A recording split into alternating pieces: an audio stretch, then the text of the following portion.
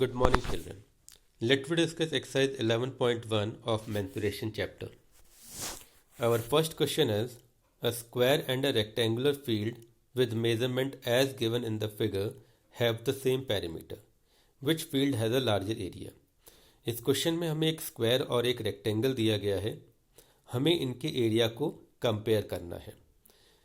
Condition हमें given है कि दोनों का पेरीमीटर सेम है और डायमेंशंस अगर हम देखें तो स्क्वायर की साइड है 60 और रेक्टेंगल की हमें केवल लेंथ दी गई है जो कि है 80. नाउ वी नो कि एरिया ऑफ स्क्वायर होता है साइड इनटू साइड. तो साइड हमारे पास गिवन है, स्क्वायर की हम एरिया कैलकुलेट कर सकते हैं.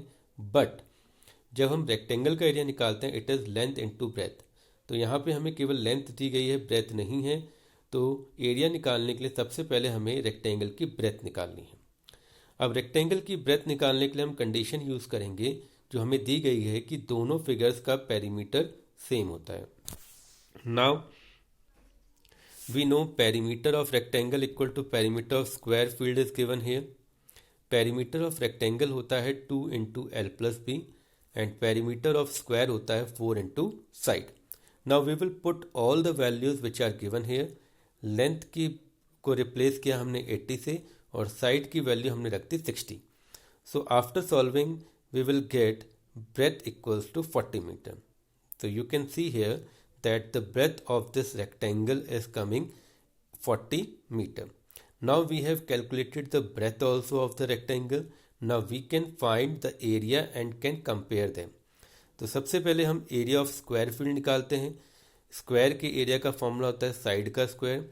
तो साइड इज गिवन एज 60. तो square of 60 will be 60 into 60 that is 3600 metre square. Now let we find the area of rectangular field.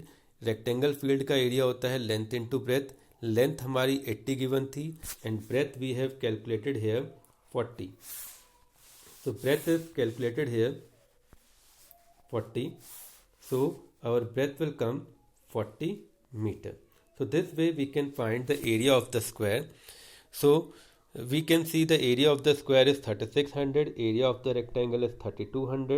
So we are watching that square field has the larger area in this question. Now moving on to the second question. Now Mr. Kaushik has a square plot.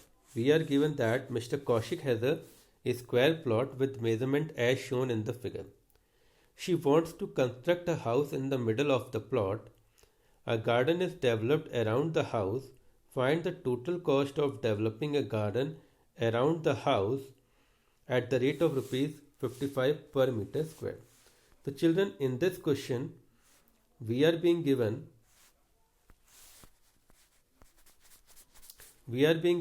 a square plot whose measurements are given as 25 into 25. This is the measurement of the square plot. Now Mrs. Kaushik has constructed a house in the middle. So आप figure के centre में देख सकते हैं she has constructed a house in the middle. A garden is developed around the house. Now जितने portion में area में house है उसके बाहर जो प्लॉट का एरिया बचा है उसमें गार्डन को डेवलप किया गया है. Find the total cost of developing a garden around the house at the rate of rupees 55 पर मीटर स्क्वायर. ना इस क्वेश्चन में हमें गार्डन को डेवलप करने की कॉस्ट निकालनी है. तो we will see here that कि सबसे पहले हमें ये देखना है कि जो गार्डन है उसका एरिया कितना है. Now you can see that कि सेंटर में हमारा हाउस है और चारों तरफ से प्लॉट है. तो अगर हम प्लॉट के एरिया में से हाउस का एरिया माइनस कर देंगे तो हमें बीच का गार्डन का एरिया मिल जाएगा. जैसे हमारा ये प्लॉट है पूरा, इसमें बीच में हमारा इतना हाउस है. तो अगर पूरे एरिया में से हम ये बीच का एरिया माइनस कर देंगे तो हमें ये डॉटेड जो गार्डन का एरिया है वो मिल जाएगा. नाउ हमारे आउटर वाले प्लॉट की डायमेंशन 25 और 25 यानी स्क्वायर है और अंदर वाले गार्डन की जो डायमेंशंस हैं वो हमें 20 और 15 दी गई हैं. So let we find the area of the garden. तो सबसे पहले हम area of the square plot निकालेंगे. अब स्क्वायर प्लॉट का एरिया होता है साइड का स्क्वायर. तो साइड हमारी 25 है, 25 का स्क्वायर हो जाएगा 625. तो we have calculated the area of the whole plot. अब उसमें हम कैलकुलेट करेंगे the area of the house, यानी जितने पोर्शन में हाउस बना है उसका एरिया कैलकुलेट करेंगे। हाउस एक रेक्टेंगुलर शेप में बना है तो उसका एरिया हो जाएगा लेंथ इंटू ब्रेथ। फिगर में हमें लेंथ दी थी 20 और ब्रेथ दी थी 15, तो हमारा एरिया हो जाएगा 300 metre square. Now we will subtract both the area. तो गार्डन का एरिया निकालने के लिए हमें दोनों एरिया को माइनस करना पड़ेगा और गार्डन का एरिया हमारा आ गया 325 metre square. So now we have calculated the area of the garden. Now cost of developing the garden. Cost of developing the garden का मतलब है कि इस गार्डन को डेवलप करने के लिए हम उसकी खुदाई करेंगे, उसमें कुछ और काम करेंगे। तो जब भी हम ये प्रोसेस करते हैं तो हम उसमें पर्टिकुलर शेप के एरिया को कवर करते हैं। तो हमें गार्डन को डेवलप करना है तो गार्डन का एरिया हमारे पास आ गया 325। अब हमें दिया गया है कि ₹55, ये रेट दिया गया है हमें पर मीटर स्क्वायर का। यानी कि अगर 1 मीटर स्क्वायर का गार्डन हमें डेवलप करना है तो उसके लिए हमें ₹55 देने होंगे और हमारे गार्डन का एरिया कितना है 325। तो टोटल कॉस्ट निकालने के लिए हम एरिया को रेट से मल्टीप्लाई कर देंगे। तो 55 इंटू 325 जब हम करेंगे तो हमारी टोटल कॉस्ट आ जाएगी 17875। So this way we will find the cost of developing the garden. Now next question, it's a very important question. The shape of a garden is rectangular in the middle and semicircular at the ends as shown in the figure. Find the area and perimeter of this garden. इस garden में centre में एक rectangular shape है जिसके दोनों तरफ दो semi circular and हैं। हमें इस शेप का एरिया और पेरीमीटर निकालना है। तो सबसे पहले हम देखते हैं कि जो हमारा टोटल लेंथ है गार्डन की वो है 20 और जो डायमीटर है सेमी सर्कल का वो हमें दिया गया है 7। चिल्ड्रन, आपको ये समझना होगा कि अगर हमें रेक्टेंगल की लेंथ निकाली, यानी कि यहाँ से लेके यहाँ तक की हमें लेंथ निकालनी है, तो हमें क्या करना होगा कि दोनों तरफ से ये लेंथ, जो सेमी सर्कल का ये इतना पोर्शन है जिसे हमने पर्पल कलर से दिखाया है, ये लेंथ हमें माइनस करनी पड़ेगी। अब इस लेंथ को हम कैसे माइनस करेंगे, क्योंकि ये अगर सेंटर से, सेमी सर्कल के सेंटर से अगर हम ये डिस्टेंस नापे तो ये रेडियस के बराबर होता है। So this distance will be equal to 3.5 centimetre. हमें यहाँ पे 7 मीटर सेमी सर्कल का डायमीटर दिया गया है तो उसका रेडियस हो जाएगा 3.5 centimetre. Same way this side also we will have 3.5 centimetre. तो दोनों तरफ से टोटल लेंथ जो 20 है, अगर उससे हम दोनों तरफ 3.5 और 3.5 माइनस कर देते हैं, we will get the length of the rectangle, जो यहाँ पे दी भी गई है कि लेंथ ऑफ द रेक्टेंगल है 20 माइनस 3.5 प्लस 3.5, तो ये आ जाएगा आपका 13। तो अब देखते हैं total length of the diagram 20 है, diameter of the semi circle 7 था, तो रेडियस उसका हाफ यानी 3.5 हो जाएगा। आइए फर्दर कैलकुलेशन देखते हैं। तो सबसे पहले जैसा कि अभी हमने डिस्कस किया कि रेक्टेंगल की लेंथ निकालने के लिए हम टोटल लेंथ में से दोनों साइड से जो सेमी सर्कल का रेडियस है उसे माइनस कर देंगे। तो हमारी लेंथ ऑफ रेक्टेंगल आ गई 13। ब्रेथ ऑफ रेक्टेंगुलर फील्ड हमें दी गई थी ऑलरेडी, यहाँ पे जो है हमारी ब्रेथ वो किसके बराबर होगी, 7 के बराबर, यानी कि जो सेमी सर्कल का डायमीटर है वो रेक्टेंगल की ब्रेथ भी है। तो हमें लेंथ और ब्रेथ पता है, तो हमारा एरिया हो जाएगा 13 into 7 that is 91 metre square. फिर हम दोनों सेमी सर्कल्स का एरिया निकालते हैं। वी नो सेमी सर्कल का एरिया होता है pi r square upon 2। Semi circle का एरिया होता है पाई आर स्क्वायर अपॉन 2, और क्योंकि यहाँ पे दो सेमी सर्कल है तो हमने 2 से इंटू कर लिया है। रेडियस की जगह हमने 3.5 रखा। सो आफ्टर कैलकुलेशन हमारे सेमी सर्कल का एरिया आ गया 38.5। अब हमें टोटल गार्डन का एरिया निकालना है, तो हम क्या करेंगे, रेक्टेंगल के एरिया में दोनों सेमी सर्कल के एरिया को ऐड कर देंगे। तो रेक्टेंगल का एरिया था 91, सेमी सर्कल का एरिया 38.5, दोनों को ऐड करके हमारे पास आ गया 129.5 metre square. Now second part है कि हमें इसका पेरीमीटर निकालना है। This is very important. देखिए हमारी जो शेप है वो इस तरीके से है, रेक्टेंगल की शेप इस तरीके से है। तो इसमें अगर आप देखेंगे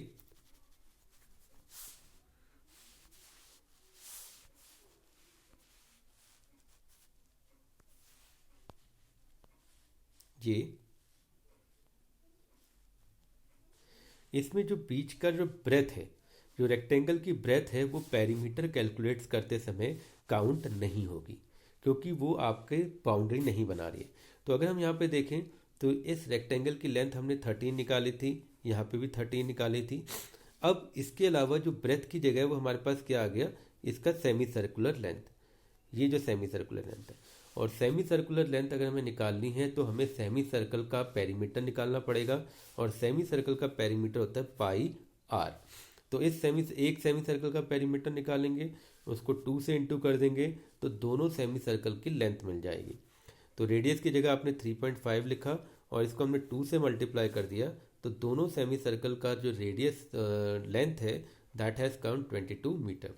नाउ हमें सेमी सर्कल की लेंथ मिल गई, तो इस 22 में हम दोनों साइड जो लेंथ ऑफ रेक्टेंगल है यानी 13 और 13 उसको ऐड करेंगे, तो हमारी total length of the figure आ गई है 48 metre. So this way we will calculate the perimeter of this shape. Next question, again important question.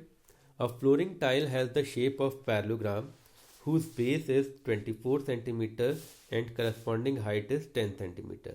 How many such tiles are required to cover a floor of area 1080 meter square? If the required, you can split the tiles in whatever way you want to fill up the corner. देखिए इस question को simply हम समझते हैं कि हमारे पास एक floor है किसी भी शेप में, सपोज उसका एरिया हमें दिया गया है। अब इस फ्लोर को हमें कवर करना है रेक्टेंगुलर टाइल से, सॉरी पैरेललोग्राम की शेप की टाइल्स हैं। तो आपको बताना है how many tiles will be required.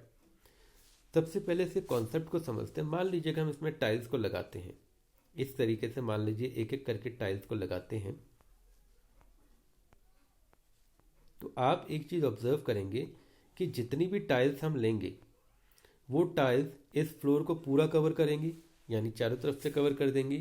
तो हम ये कह सकते हैं कि इस क्वेश्चन में जो फ्लोर का एरिया है that should be equal to the area of all tiles. जितनी भी टाइल्स आप लगाएंगे उन सब का एरिया मिलाकर फ्लोर के एरिया के बराबर होना चाहिए, तभी वो उसको कवर कर पाएगा। तो आइए सबसे पहले तो हम एरिया की बात करते हैं। अब हमें यहाँ पे जो टाइल है उसकी शेप दी गई है parallelogram. Now we know that parallelogram में जो एरिया होता है वो होता है बेस इनटू हाइट। पैरेललोग्राम का एरिया होता है बेस इनटू हाइट। तो इस कॉन्सेप्ट को ध्यान में रखते हुए हम इस क्वेश्चन को सॉल्व करते हैं। बेस हमें दिया गया है 24 सेंटीमीटर, इसको हमने मीटर में कन्वर्ट किया है क्योंकि हमें फ्लोर का एरिया मीटर स्क्वायर में गिवन है। तो 1 सेंटीमीटर को मीटर में कन्वर्ट करने के लिए हम 100 से डिवाइड करेंगे, तो it will come 0.24 metre. Then हमने हाइट निकाल दी है, 10 सेंटीमीटर को मीटर में कन्वर्ट किया, 0.10 मीटर आया है। तो हमने बेस और हाइट फ्लोर की निकाल दी है, और जैसे कि हम जानते हैं पैरेललोग्राम का एरिया होता है बेस इंटू हाइट, तो हम इन दोनों को मल्टीप्लाई कर देंगे बेस इंटू एल्टीट्यूड, तो ये आ जाएगा 0.24 metre square. Now this is the area of the one tile. नाउ जैसे कि मैंने कहा कि सारी टाइल्स का एरिया फ्लोर के एरिया के बराबर होना चाहिए। मान लीजिए हम नंबर ऑफ टाइल्स ली 1 n, हाँ ये है हमारी नंबर ऑफ टाइल, और एरिया ऑफ वन टाइल हमने निकाला। तो जब हम एरिया ऑफ वन टाइल को नंबर ऑफ टाइल से मल्टीप्लाई करेंगे तो ये आ जाएगा total area of all the tile, और ये एरिया हो जाएगा आपका एरिया ऑफ फ्लोर। तो ये आपका रिलेशन यहाँ पे यूज होगा, n multiply area of one tile equals to area of floor. तो n निकालने के लिए हम क्या करेंगे, एरिया ऑफ टाइल को शिफ्ट करेंगे, तो हमारा फॉर्मूला बन जाएगा number of tiles n equal to area of floor upon area of one tile. और वही फॉर्मूला यहाँ पे यूज किया गया है, number of tiles cover to floor area of floor upon area of one tile. तो हम दोनों को डिवाइड करेंगे, तो 1084 डिवाइडेड बाय 0.024, हमारा आंसर आ जाएगा 45,000 टाइल्स। यानी इस फ्लोर को कवर करने के लिए हमें टोटल 45,000 टाइल्स रिक्वायर्ड होंगी। Next question, an ant is moving around a few food pieces of different shapes scattered on the floor, for which food piece would the ant have to take longer round? Remember circumference of a circle can be obtained by using expression c equals to 2 pi r, where r is the radius of circle. इस question में हमें 3 figure दिए गए हैं food pieces के, और जो एंट है वो इसकी बाउंड्री के अलॉन्ग चक्कर लगा रही है। हर फूड पीस के बाउंड्री के अलॉन्ग वो मूव कर रही है। तो हमें बताना है कि किस केस में उसे मैक्सिमम डिस्टेंस कवर करना पड़ेगा। तो हमें इस क्वेश्चन में तीनों शेप्स के पेरीमीटर निकालने हैं। बस ध्यान देना है कि 3 shapes are combination of line and curve. तो पेरीमीटर निकालते समय में इस चीज़ का ध्यान देना है। तो आइए देखते हैं। पहले वाले फिगर को अगर हम देखें तो यहाँ पर जो डायमीटर है इस सेमी सर्कल का वो 2.8 दिया है, तो उसका रेडियस हो जाएगा 1.4। और अगर हम इस सेमी सर्कल का, केवल सेमी सर्कल का सरकमफ्रेंस निकालना चाहें तो हमें पता है सेमी सर्कल का सरकमफ्रेंस होता है पाई आर। तो हमने सेमी सर्कल का सरकमफ्रेंस निकाल लिया है पाई आर में। तो पाई की वैल्यू 22/7 रखी, आर आपने 1.4 रखा, इट हैज़ कम 4.4। अब हमारे पास सेमी सर्कुलर शेप का सरकमफ्रेंस आ गया। अब हम बढ़ते हैं क्वेश्चन पे। अब पहला फिगर देखिए पहले फिगर में अगर एंड की मूवमेंट देखेंगे तो पहले तो वो ये देखिए इस मूवमेंट को देखिए कि पहले वो एक सेमी सर्कल को कवर करेगी। ये इतना सेमी सर्कल कवर करेगी और इस सेमी सर्कल की जो लेंथ है यानी पेरीमीटर है वो 4.4 हम निकाल चुके हैं। इसके बाद एंड आपका डायमीटर की मूवमेंट करेगी, यानी इस तरीके से कवर करेगी। तो इस पूरी मूवमेंट में पहले एंड एक सेमी सर्कल में गई और फिर एक स्ट्रेट लाइन डिस्टेंस कवर किया डायमीटर के बराबर। तो अगर हम इस शेप पूरी मूवमेंट का डिस्टेंस नापना चाहते हैं तो circumference of the semi circle plus diameter हम कर देंगे तो इट विल कम 7.2 सेंटीमीटर। अब आते हैं दूसरे पार्ट में। अगर हम यहाँ पे एंड की मूवमेंट देखें तो पहले एंड ऐसे वर्टिकल जाएगी 1.5, फिर ऐसे हॉरिजॉन्टल आएगी 2.8, फिर वर्टिकल डाउन आएगी 1.5 और फिर एक सेमी सर्कुलर पाथ लेगी इस तरीके से। तो इसमें अगर हमें एंड का टोटल डिस्टेंस निकालना है तो हम दोनों जो वर्टिकल डिस्टेंस यानी 1.5 और जो स्ट्रेट लाइन डायमीटर है 2.8 इसमें ऐड कर देंगे सेमी सर्कल का कर्व पोर्शन की लेंथ। और सेमी सर्कल के कर्व पोर्शन की लेंथ का मतलब होता है उसका पेरीमीटर यानी सरकमफ्रेंस, और जो हम निकाल चुके हैं ऑलरेडी 4.4।